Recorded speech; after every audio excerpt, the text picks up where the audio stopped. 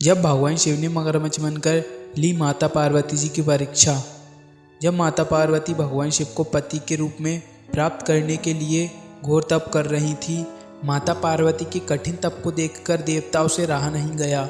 सभी देवतागण ने भगवान शिव से माता पार्वती की मनोकामना जल्द पूर्ण करने की प्रार्थना की। देवताओं के अनुरोध पर भगवान शिव ने माता पार्वती की परीक्षा लेने हेतु सप्तऋषियों को पृथ्वीलोक भेजा। पृथ्वीलोक पहुंचकर सप्तऋषियों ने माता पार्वती के सामने भगवान शिव के कई अवगुण गिनाए, परंतु माता पार्वती अपने संकल्प पर अड़िग रहीं और उन्होंने सप्तऋषियों से कहा कि लाख अवगुणों के बावजूद भी मैं भगवान शिव से ही विवाह करूंगी। जिसके बाद भगवान शिव ने स्वयं माता पार्वती की परीक्षा लेने की ठानी। जहाँ माता पार्वती तप कर रही थी, भगवान शिव वहां प्रकट हुए और माता पार्वती को वरदान देकर अंतर ध्यान हो गए। इतने में ही जहां माता पार्वती तप कर रही थी, वहीं पास के तालाब में एक मगरमच्छ ने एक बालक को पकड़ लिया।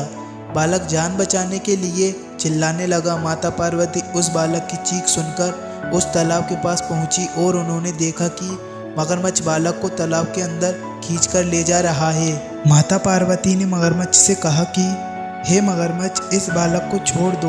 तब मगरमच्छ बोला, हे देवी, दिन के छठे पहर में जो कुछ मुझे खाने को मिलता है, मैं उसे अपना आहार समझकर खा लेता हूँ। ब्रह्मदेव ने आज इस बालक को दिन के छठे पहर में मेरे भोजन के रूप में भेजा है, तो मैं इसे क्यों छोड़ दूँ।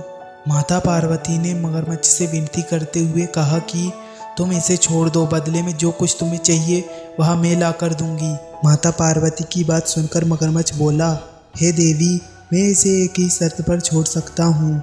आपने तप करके भगवान शिव से जो वरदान मांगा है, यदि उसका फल मुझे दे दोगी तो मैं इसे छोड़ दूंगा। यह सुनकर माता पार्वती तैयार हो गईं। उन्होंने कहा कि मैं अपने तप का संपूर्ण फल तुम्हें देने को तैयार हूँ, परंतु तुम इस बालक को छोड़ दो।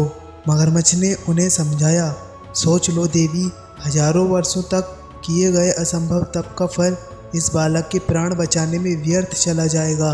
पार्वती जी ने कहा, मेरा निश्चय पक्का है, मैं तुम्हें अपने तप का फल दे देती हूँ, परंतु तुम इस बालक को छोड़ दो। माता पार्वती ने अपने तप का दान करने का संकल्प किया। दान होते ही मगरमच्छ की देह तप से चमकने लगी। तब मगरमच्छ बोला, देवी देखो, मैं तप के प्रभाव से तेजस्वी बन गया हूँ। तुमने जीवन भर की पूंजी इस एक अनजान बालक के लिए लुटा दी है।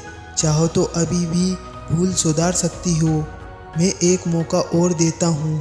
पार्वती जी ने कहा, मगरमच्छ, तब तो मैं पुनः कर सकती हूँ, परंतु इस बालक को यदि तुम निगल जाते तो इसका जीवन वापस मिल पाना असंभव था। देखते ही देखते वह बालक एवं मगरमच्छ दोनों अदृश्य हो गए। पार्वती जी ने विचार किया, मैंने तप तो दान कर दिया है, अब पुनः तप प्रारंभ करती हूँ।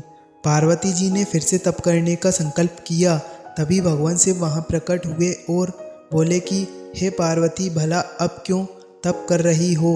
इस पर माता पार्वती बोली, हे प्रभु, मैंने अपना तप का फल दान कर दिया है।